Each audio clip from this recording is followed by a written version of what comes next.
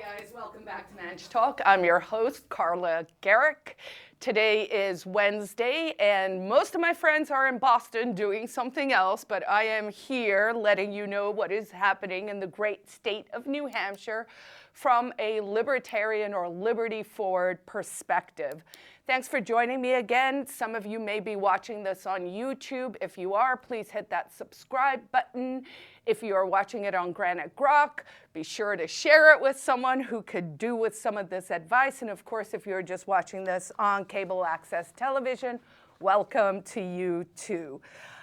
Today we're going to be talking about several things, mostly to do with a really bad bill that the Democrats came up with regard to surveillance. So we'll talk about that a little bit.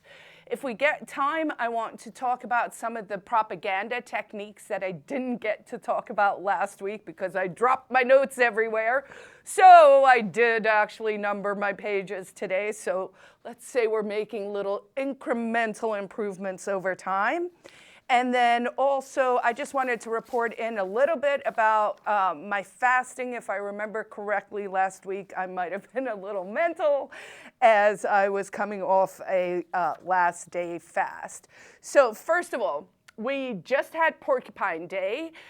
We had a really big fun event on Sunday at the Rugged Axe on South Willow Street here in Manchester. If you guys haven't checked that out and you're into physical fun, maybe slightly dangerous, but also just a really good time, go check it out. They are near where the DMV is on South Willow. You sign a waiver. They kind of train you a little bit on how to throw the axes. And then it's just a fun afternoon. So many of us Free Staters and liberty lovers gathered there for Porcupine Day, which of course is the day, it's February 3rd, that we celebrate when we triggered the move. What does that mean? That is when Free Staters had a pledge or a sort of mutual assurance contract, is a way to think about it, where we said, hey, if 20,000 people sign up to say they'll move to the state of New Hampshire, actually at that time the state wasn't picked, it was just we would pick a state, but then we would all move. And the 3rd of February 2016 was when we indeed triggered the move, as we call it, and decided that we would all be moving to New Hampshire. Of course, why? Because New Hampshire is the live free or die state. It's right there in our state motto. And that is good to sort of keep it forward in our minds that it matters. Our human freedom and liberty matters, and that it is worth preserving, which of course is why we are concentrating here in New Hampshire in order to make sure that we are expanding liberties rather than contracting liberties. So Pork Day was a giant success. It was sort of interesting. It's the first time we've done an event where there was actually another, dare I say, libertarian event happening at the same time. Where else does that happen? In an entirely different part of the state.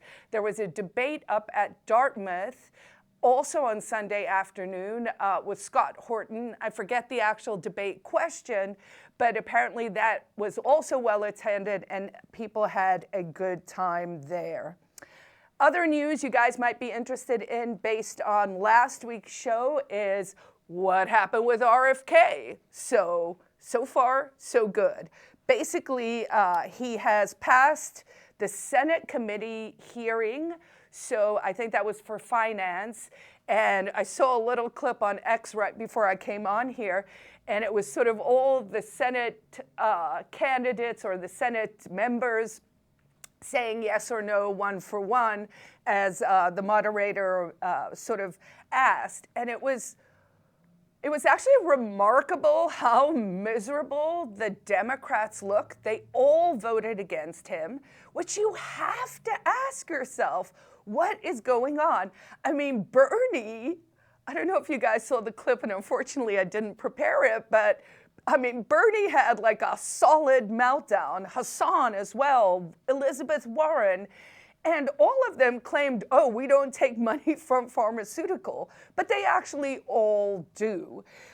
It was as a sort of former lefty, it was actually horrifying to me, to be honest, to see how they were shilling for big pharma. Because the question you have to ask yourself is, if people who seem ostensibly honorable, who have a track record of a lifetime of work, of addressing these issues, of actually fighting for the people over the man, why these sort of establishment Democrats who claim that they're for the people would be against someone who wants to make your children healthy again seems, I don't know, it seems kind of almost crazy to me.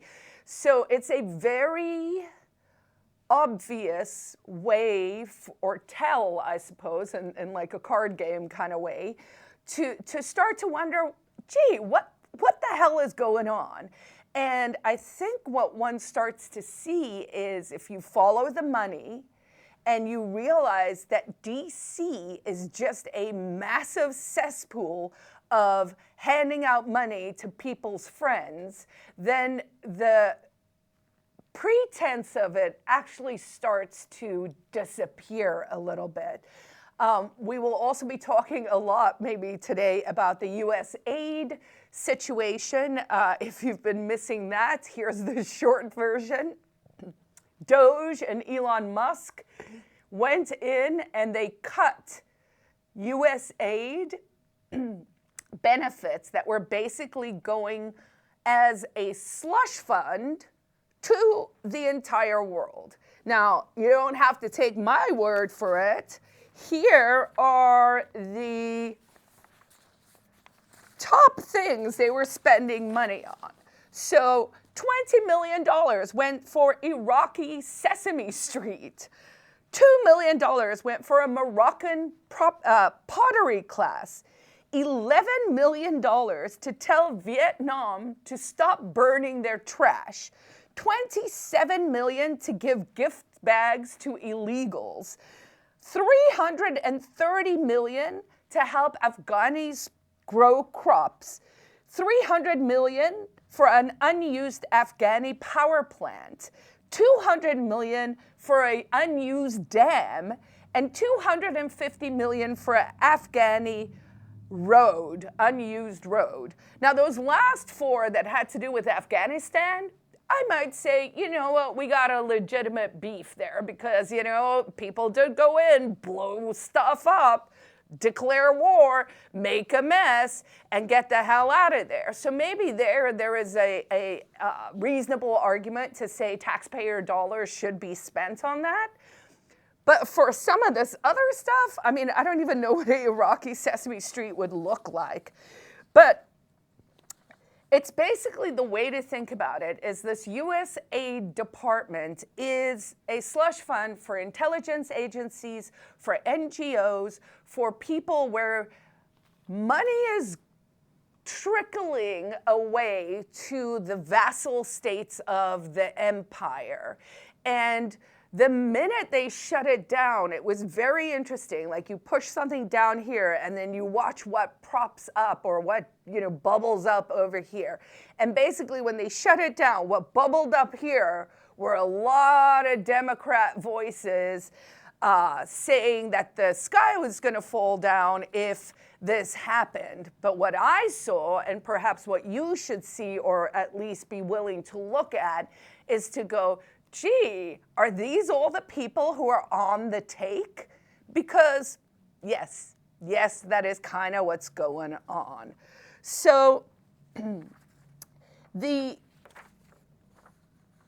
mission of USAID sounds like it's good, right? Like, you're like, oh, we're going to spread economic growth. We're going to have agriculture. We're going to have more democracy. Democracy, maybe we'll do a whole show on it at some stage, is sort of a catch-all phrase for a lot of bad stuff. So on the one hand, I think you've mentally been trained to think that spending this kind of money is good. But if there's no accountability, if no one knows who or what or where the money is going, and if Americans are suffering because of inflation, because of the wars, because of your groceries becoming more expensive, which is what the inflation is. It's because there is this funny money that is being generated and then pushed out. And it's not economically sustainable, which is why this needs to be nipped in the bud. I believe they've found, several $1 billion. I want to say it was like 30 billion, but I'm not 100% sure on that. $40 billion deep state slush fund. So I think that's the way to think about it. So the frustration, I think, from the right is the wasteful spending. And the frustration from the left is, where is my perks? And so you need to kind of look at that and go, well, actually, in which camp am I? Because you and I are taxpayers. You're an American. And so you've got to be like, well, wait a second. Could we be spending some of that money back here? Or better yet, not even printing that money so that we don't have to go through these continuous inflation problems. All right, so that's USAID. It's probably going to become a bigger and bigger story. I thought it was interesting that people are sort of defining it based on woke payments. I don't even think you have to go there. You can simply just look at what the money's being spent on and be like, this is pretty wasteful. Maybe let's fix some potholes in America instead. All right, so what's been happening here in New Hampshire? So if you've been following along with the news, I think the big news over the weekend was some ski lift chair just like fell off the ski lift at the Flying Bear chairlift at Attitash Mountain. So I don't know what the cautionary tale is there. Perhaps, make sure your chair is attached to the ski lift. The man did not die. He fell about 20 feet. People think it was mechanical failure. He was obviously injured, but will live and not life-sustaining injuries. There's been fires. There've been a boating accident. There was a whole bunch of stuff going on. The one that's probably relevant to all of us is we have a very strange weather pattern coming in. There will be a weather warning from tomorrow morning onwards. They're kind of calling it the kitchen sink storm is what I've heard. What does that mean? It's going to be bitterly cold, which, having been out on the trail this morning when it was like 14 degrees, it is bitterly cold already. So make sure you're bundling up, doing all of that. But they're also expecting ice rain, 1 to 4 inches of snow. So just, make sure your car is equipped with the stuff you need, and that if you're going to be on the road or out, that you are taking care to not freeze to death. All right, let's talk a little bit about this bill coming up. So what is this about? It's House Bill 305. And there was a little article on the Inside Sources. This is in NH Journal by Michael Graham. And so this is basically the Democrats trying to find a new revenue source, right? So one of the interesting things that happens is if you're reducing taxes or reducing taxes, as we're doing in New Hampshire, right? So we don't have a sales tax, we don't have an income tax, we don't have an interest in dividends tax anymore. We do have room and board tax, which is a big funnel, and then we have business taxes. So that's basically where the money in New Hampshire comes from. So then if you're cutting taxes, you got to find the money somewhere else, right? So the Democrats are constantly looking for new ways to tax us. And when they had a good majority down at the State House, back in, I think it was 2008-ish. I mean, they introduced like 800 new taxes, or like $1 billion worth of new taxes. So I think this is kind of like a backdoor into revenue generating. But basically what they want to do is they want to put red light cameras up everywhere, have the automatic cameras go off, and then you just get tickets, right? Now, New Hampshire is actually one of only 6 states that does not have these at all. So we have a history of prohibiting automated traffic enforcement cameras, such as red light cameras and speed cameras. We are one of 6 states that ban both of these types of cameras, so that's red light and speed, right? So either you're catching someone running through the red light, which, you know, here in New Hampshire, we do live a little liberally with what's an orange light and what's a red light. I've said it before on the show. Sometimes I'll be gunning a yellow light and you're like, you can't believe, but 2 cars came behind you. So the other states that don't allow this sort of extortion is Maine, Mississippi, South Carolina, Texas, and West Virginia. So we see some of our sort of more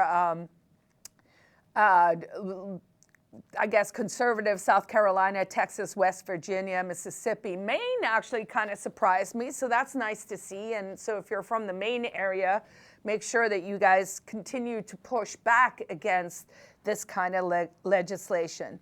So back in 2005, I believe, was the first time they introduced a bill like this. And they wanted to put the cameras up at all the intersections in New Hampshire, but that was basically shut down.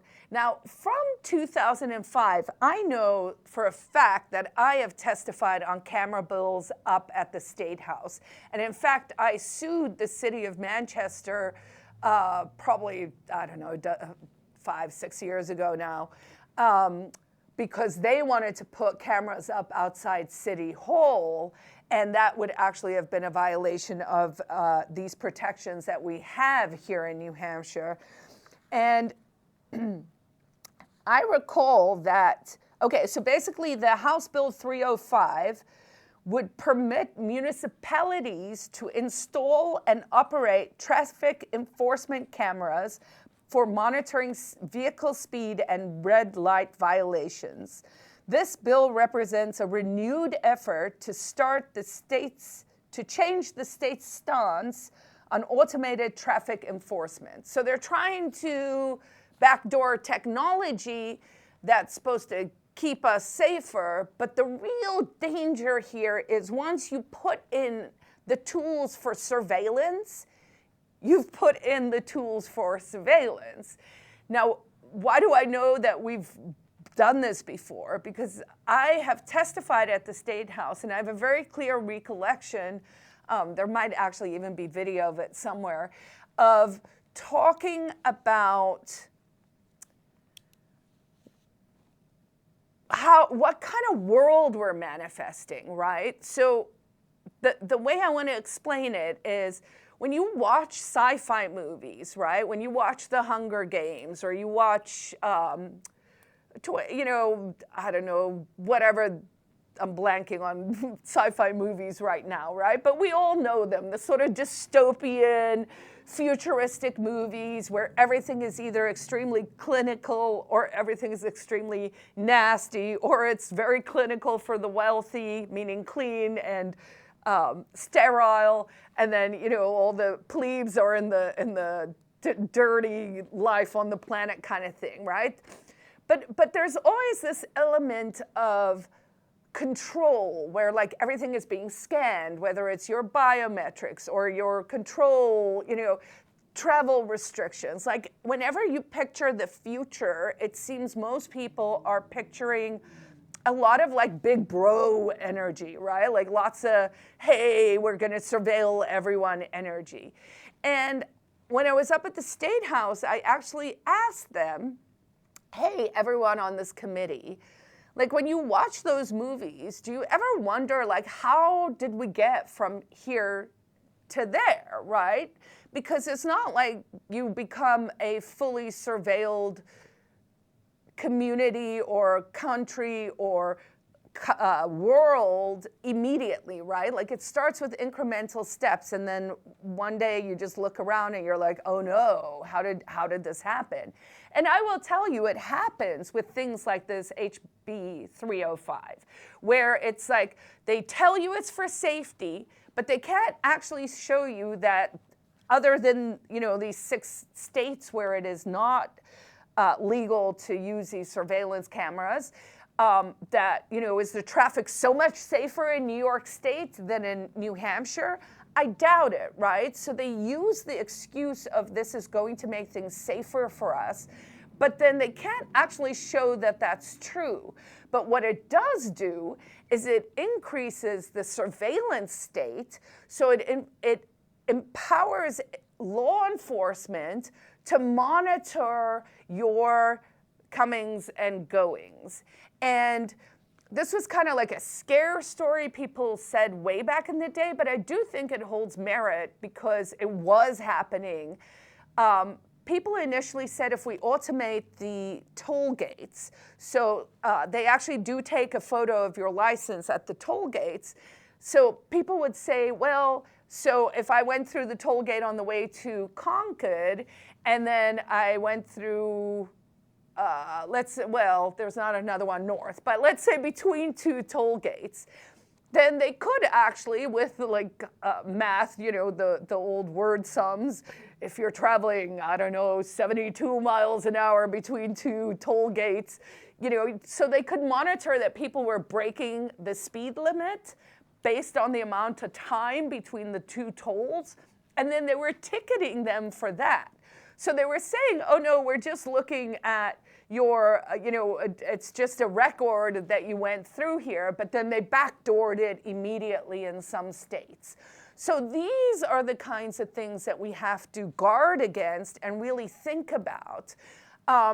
Oftentimes, bills are just pieces of paper that are either trying to rectify a very outlying incident that happened, and then suddenly everyone's like so motivated because this tragic thing happened to them that they have to write a law so that it applies to everyone.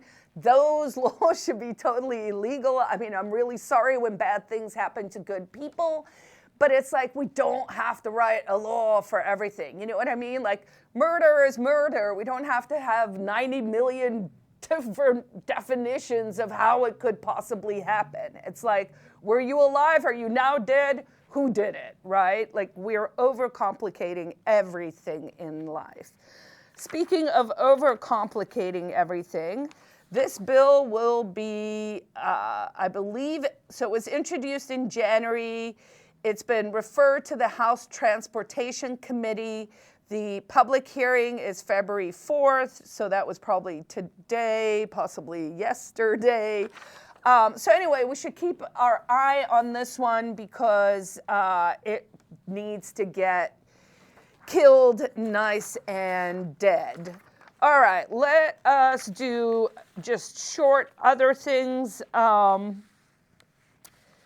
So again, for this bill, the real concern is its privacy concerns, right? So we don't want New Hampshire to become a surveilled state. In fact, we passed a constitutional amendment probably 4 years ago now that is very unique, and it is in the New Hampshire Constitution that we believe privacy is an inherent right. And I am eager for us to start to push that point a little bit.